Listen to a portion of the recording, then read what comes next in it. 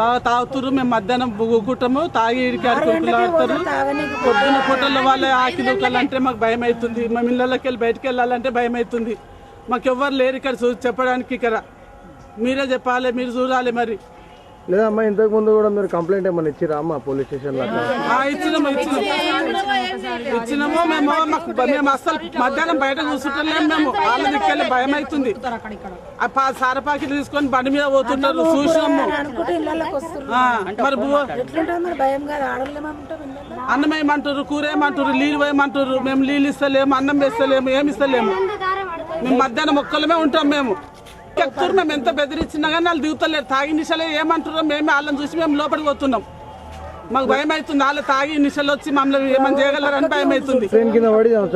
చనిపోతున్నారు. మళ్ళా దాదాపు ఇప్పటిదాకా ఎంత మంది అని పేరమ్మా? ఇక్కడ 3-4 మంది చచ్చిపోయారన్న. లెక్క పెట్టుకుంటామా ఎంతో మంది. ఎవరమ్మా అమ్మేటోళ్ళు? ఎవరమ్మా? ఏమైనా పేరు తెలుసా అమ్మ మీకు? సీన్ అంట, సీను లలిత. సీను లలిత. మళ్ళీ పోలీసు వాళ్ళకి కంప్లైంట్ చేయమంటారు అమ్మ? ఒకసారి ఇచ్చిరా మళ్ళీ చాలా సార్లు కూడా ఇచ్చిరా మీరు కంప్లైంట్? చాలా సార్లు ఇచ్చినామన్నా.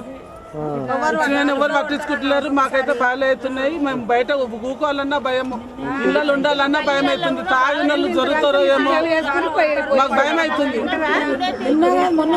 ఊకున్నా భయం అవుతుంది. మేము ఇంట్లో ఉండాలన్నా భయం అవుతుంది. గొల్లెం పెట్టుకుని ఉన్నా భయం అవుతుంది.